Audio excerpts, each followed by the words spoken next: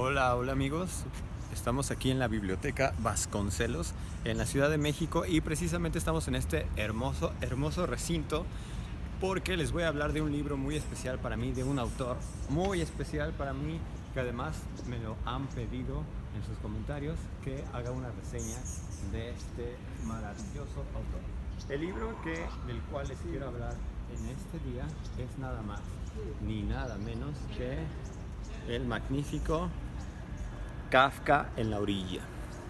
Kafka en la orilla de Haruki Murakami. Quiero decirles, es un libro que consta de 710 páginas, de 714 páginas de acción pura. No es de acción, pero quiero hablarles un poquito y ahorita se van a dar cuenta ustedes por qué estamos en este lugar tan especial en la Ciudad de México, la Biblioteca Vasconcelos, porque precisamente uno de los personajes de este libro se encuentra en una biblioteca.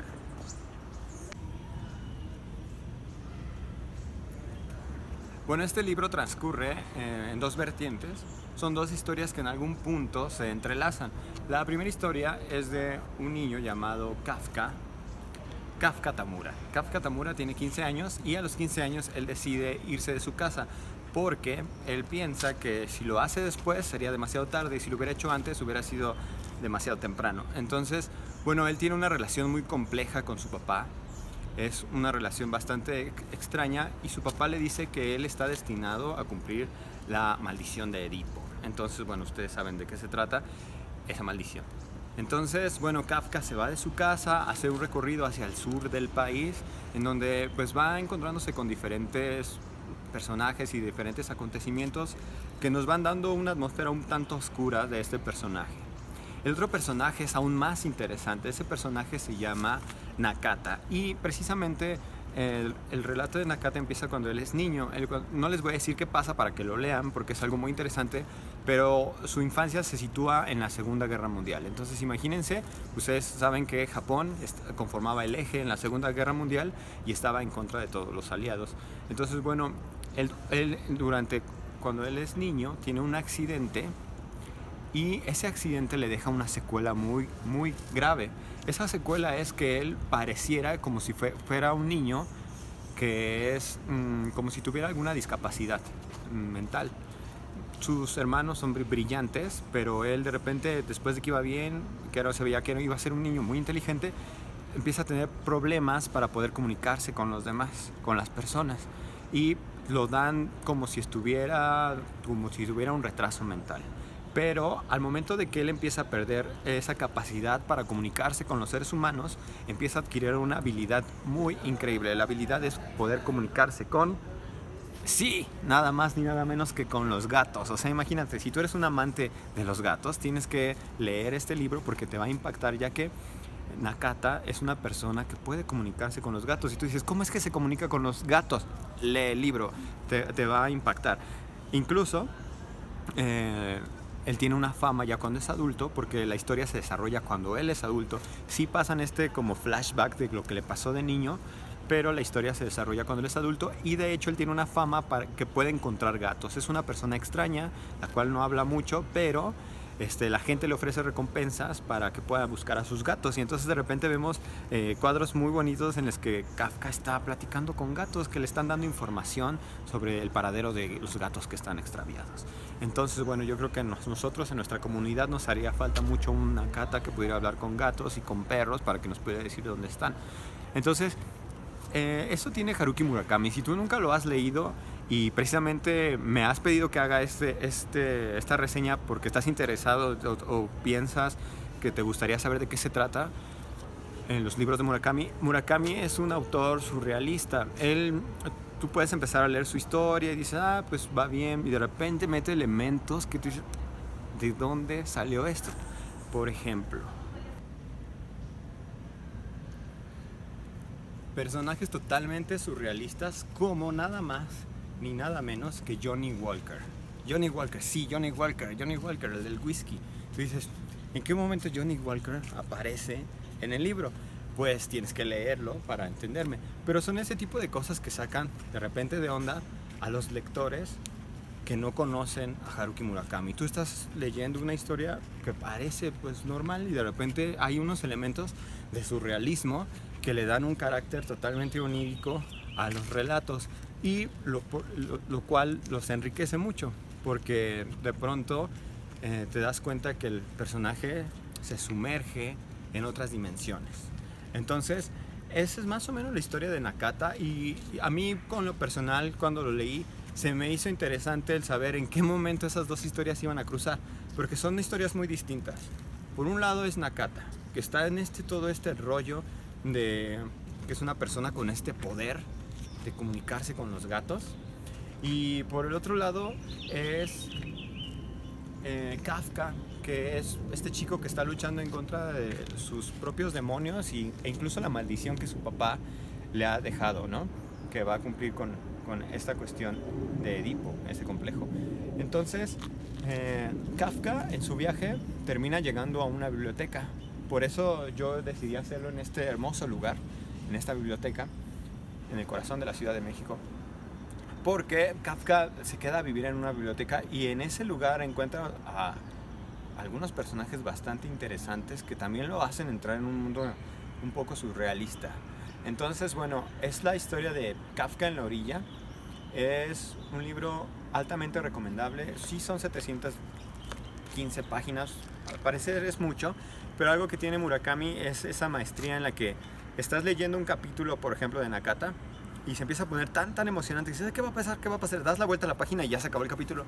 Y el siguiente capítulo es Kafka. Y entonces empiezas a leer a Kafka y de repente te empiezas a emocionar y, ¿qué creen? Cambia a Nakata. Entonces, eso está muy padre y eso Murakami lo sabe llevar muy bien hasta el final. Pero, si tú no has leído a Murakami, tienes que saber un par de cosas sobre él para que no te quedes con cara de cuando termine.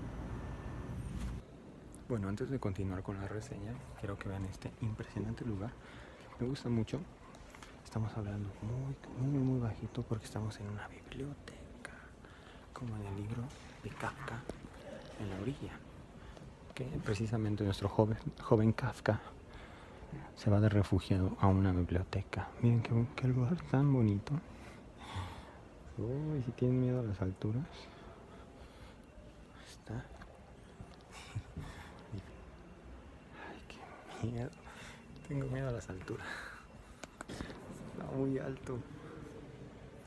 Es que desde aquí no se ve. No, híjole, no sé cuántos metros sean, pero vean nada más los hace. Es que en el video yo sé que no se aprecia, pero es altísimo.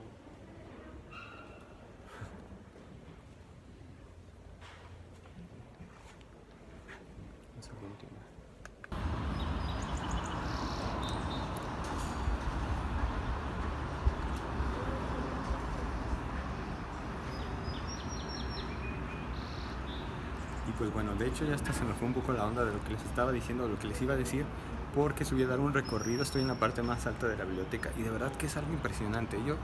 Yo sabía que le tenía un poco de miedo a las alturas, pero no. Ahora sí ya me declaro que estoy mal, porque sí está nada más un barandal, así ya está así el vacío de quién sabe cuántos metros. Pero tienen que venir a este lugar, está muy padre. Ya retomando, ahí está la hermosa Torre Latino. Pues Murakami es un autor controversial, ya que dicen por ahí que en Japón no lo quieren porque es un autor muy occidental. Y en Occidente pues se volvió un autor bastante comercial, incluso sus fans quieren que gane el premio Nobel, ¿no? Y pues muchos dicen que no es para tanto. ¿Qué es lo que yo pienso? Este es solo mi punto de vista acerca del autor. Yo la verdad es que yo ya leí más o menos 5 o 6 libros y ahorita estoy leyendo su obra maestra, que es el 1Q84. Pienso que no es que sea un autor sobrevalorado, lo que pasa es yo sí me pregunto por qué se puso de moda. Se me hace muy raro, yo creo que es por la carga a lo mejor de erotismo que tienen sus novelas. Yo en lo particular no estoy acostumbrado a ese género, sin embargo, creo que a mí me gustó precisamente por la cultura japonesa. Yo soy admirador de esa cultura, entonces el poder leerlo te trae muchas imágenes bonitas. A mí sus recorridos que hace por Tokio o por las provincias de Japón pues obviamente me hacen viajar a este lugar. Entonces yo creo que por eso me gusta. Pero es definitivamente un japonés occidentalizado. Habla mucho en sus novelas, hace muchas referencias hacia el jazz, hacia música de jazz clásico, hacia música académica, música de Beethoven, de Mozart, de muchos autores. Entonces es como muy rico de repente estar leyéndolo y que te venga una referencia musical y poder buscarla y escucharlo, y eso te mete a un mundo distinto. Entonces creo que por eso también ha sido muy afamado. Sin embargo, tiene esta cuestión oriental, sí la tiene, de que las historias orientales o japonesas, en este caso, muchas veces lo que tienen es de que la trama es un poco floja o se tarda mucho en despegar. Y ya de repente como que llega un clímax y después del clímax ya como que decae la historia. Eso los japoneses están acostumbrados a esa narrativa, pero nosotros no. Es como occidentales, y como que te quedas como que, ay, como que llevan la cúspide y de repente se cayó y luego ya terminó así. Pero Murakami, aparte de todo esto, tiene unos finales totalmente inesperados. Con él nunca te va a digerir las cosas, siempre te va a dejar finales abiertos en los que tú debes de pensar qué es lo que pasó con los personajes. Entonces yo sé que no estamos muy acostumbrados a leer ese tipo de historias, no queremos que si se murió, pero que me digan cómo se murió, o vivieron felices para siempre, pues qué bueno, que me digan cómo fue. Pero Murakami no, Murakami es pues de repente le das la vuelta y ya acabó, y dices, ¿qué? Y si te quedas así un poco como que lo que yo le llamo el vacío murakamiano, o sea, es como unos minutos que pueden extenderse hasta una semana, un mes, de estar pensando, ¿y qué pasó? ¿Por qué acabó así? Pero es padre en el sentido de que hace que tu mente trabaje y que tú descubras tu propio final. Por ejemplo, hay un libro, para mi gusto, el final es terrorífico, no les voy a decir, o sí les digo, no les digo porque si no va a ser spoiler, pero es uno de las novelas cortas de Murakami, porque Murakami se conoce por novelas cortas, novelas largas, cuentos. Es un Murakami de una novela corta. El final acaba, para mi gusto, en que llega el fantasma de la chica y está con él un momento. Entonces, eso es lo que yo deduje. Entonces es lo padre de que siempre tu mente va a trabajar y depende de lo que tú leíste, depende de lo que haya en tu bagaje cultural o mental, es lo que vas a deducir como final. Eso es lo rico en Murakami, se los recomiendo. No creo que merezca el Nobel, no me odien, pero hasta políticamente no creo que se lo den. Pero léanlo, les va a divertir, les va a hacer pensar. Y sobre todo, si eres fanático o seguidor de la cultura japonesa, admirador, te va a gustar porque te va a llevar a esos lugares tan maravillosos. Y además tiene esa habilidad como fotográfica. Lo estás leyendo y de repente como que te ponen las escenas así casi y de la llave cayó una gotita de agua. Así, ¿no? Entonces te lo imaginas así también, que es muy bonito. Se los recomiendo. Sí, es un autor polémico, he leído varios de él, si ustedes quieren y me lo ponen en sus comentarios, pues voy a reseñar más.